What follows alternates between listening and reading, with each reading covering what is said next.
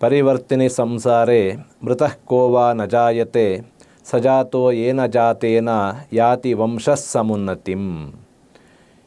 ಇದು ಇಂದಿನ ಸುಭಾಷಿತ. ನೀತಿ ಶತಕದಲ್ಲಿ ಬರತಕ್ಕಂತಹ ಮಾತು. ಈ ನಿತ್ಯವೂ ಪರಿವರ್ತನೆ ಆಗ್ತಾ ಇರತಕ್ಕಂತಹ ಈ ಸಂಸಾರದಲ್ಲಿ ಸತ್ತಂಥವನು ಯಾರು ತಾನೇ ಹುಟ್ಟುವುದಿಲ್ಲ. ಆದರೆ ಯಾರ ಹುಟ್ಟುವಿಕೆಯಿಂದ ಸಜಾತೋ ಏನ ಜಾತೇನ, ಯಾರ ಹುಟ್ಟುವಿಕೆಯಿಂದ ಅವನ ವಂಶ ಅನ್ನುವಂಥದ್ದು ಅಭಿವೃದ್ಧಿಯಾಗುತ್ತೋ ಅಥವಾ ಏಳಿಗೆಯನ್ನು ಕಂಡುಕೊಳ್ಳುತ್ತೋ ಅವನು ನಿಜವಾಗಿಯೂ ಹುಟ್ಟಿದವನು ಎಂದರ್ಥ. ಈ ಹುಟ್ಟು ಸಾವು ಅನ್ನತಕ್ಕಂತಹದ್ದು ಮನುಷ್ಯನಿಗೆ ಇದ್ದಿರುವಂತಹದ್ದೇ. ಜಾತಸ್ಯ ಹಿ ಧ್ರುವೋ ಮೃತ್ಯು ಧ್ರುವಂ ಜನ್ಮ ಮೃತಸ್ಯ ಚ ಅಂತ ಹೇಳ್ತೀವಿ. ಹುಟ್ಟಿದವನು ಸಾಯ್ತಾನೆ, ಸತ್ತಂಥವನು ಮತ್ತೆ ಹುಟ್ಟುವಂತಹದ್ದು ಕೂಡ ಅಷ್ಟೇ ನಿಶ್ಚಿತ. ಆದ್ದರಿಂದ ಮನುಷ್ಯ ಯಾವತ್ತೂ ಕೂಡ ಹುಟ್ಟು ಸಾವುಗಳಿಗೆ ತನ್ನನ್ನು ತಾನು ಒಡ್ಡಿಕೊಳ್ತಾನೆ ಅಂತಂದಾಗ ಹುಟ್ಟುವಂತಹದ್ದು ಕೂಡ ಸಹಜವಾಗಿಯೇ ಇರತಕ್ಕಂತಹದ್ದು.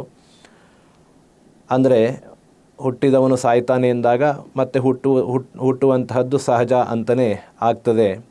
ಆದ್ದರಿಂದ ಈ ಸಂಸಾರದಲ್ಲಿ ಹುಟ್ಟು ಸಾವುಗಳು ನಿರಂತರವಾಗಿ ನಡೆಯತಕ್ಕಂತಹ ಪ್ರಕ್ರಿಯೆ. ಆದ್ದರಿಂದ ಯಾರ ಹುಟ್ಟು ಅತ್ಯಂತ ಸಮಂಜಸವಾಗ್ತದೆ ಅಂತ ಹೇಳಿದರೆ, ನಮ್ಮ ಹಿಂದಿನವರು ವಂಶ, ಮನೆತನ, ಕುಲ ಇದಕ್ಕೆ ಬಹಳ ಪ್ರಾಮುಖ್ಯವನ್ನು ಕೊಡ್ತಾ ಇದ್ದರು. ನಮ್ಮದು ಭಾರದ್ವಾಜ ಗೋತ್ರ, ವಿಶ್ವಾಮಿತ್ರ ಗೋತ್ರ, ಸೂರ್ಯವಂಶ, ಚಂದ್ರವಂಶ, ಈ ರೀತಿಯಲ್ಲಿ ಅವರು ವಂಶಗಳನ್ನು ಹೇಳುವಂತಹದ್ದು, ಅದಕ್ಕೆ ಸಂಬಂಧಪಟ್ಟಂಥ ರೀತಿಯಲ್ಲಿ ವ್ಯವಹರಿಸುವಂತಹದ್ದು, ಅಥವಾ ತಾನು ಆ ಮನೆತನದವನು ಅಂತ ಹೇಳಿ ತನ್ನನ್ನು ತಾನು ಹೇಳಿಕೊಳ್ಳುವಂತಹದ್ದು ಕೂಡ ಹಿಂದೆ ಇತ್ತು. ಯಾಕೆ ಹಾಗೆ ಅಂತ ಹೇಳಿದರೆ, ಹಿಂದಿನವರು ಏನು ಹಾದಿಯನ್ನು ಹಾಕಿಕೊಟ್ಟಿದ್ದರು ಅಥವಾ ಹಿಂದಿನವರು ನಡೆದು ಬಂದಂತಹ ಶ್ರೇಷ್ಠವಾದ ಹಾದಿಯಲ್ಲೇ ನಾವು ಮುಂದೆ ನಡೀಬೇಕು.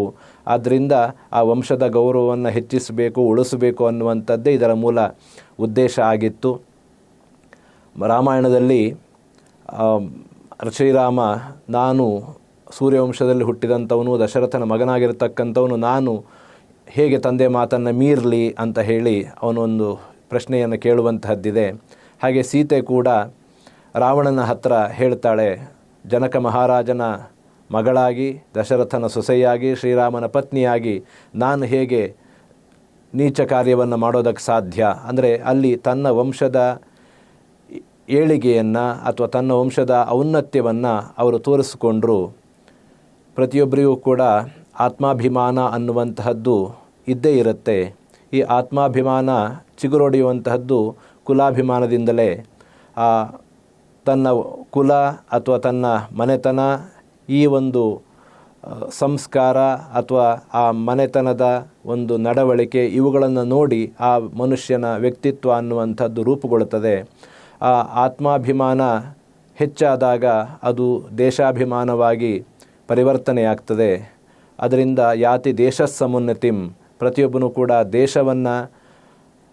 ದೇಶಕ್ಕೆ ತನ್ನಿಂದ ಏನಾದರೂ ಕೊಡುಗೆ ಅನ್ನುವಂಥದ್ದು ಸಿಗಬೇಕು ಅಂತ ಹೇಳಿ ಭಾವಿಸ್ತಾನೆ. ಅಥವಾ ತನ್ನ ಹುಟ್ಟುವಿಕೆಯಿಂದ ದೇಶಕ್ಕೆ ಒಳಿತಾಗಬೇಕು ಅನ್ನುವಂಥದ್ದನ್ನು ಕೂಡ ಬಯಸ್ತಾನೆ. ದೇಶಾಭಿಮಾನ ಅತಿಯಾದಾಗ ಅದು ವಿಶ್ವಾಭಿಮಾನವೂ ಆಗಬಹುದು. ಆವಾಗ ಅವನು ವಿಶ್ವಕುಟುಂಬಿ ಅಂತ ಹೇಳಿ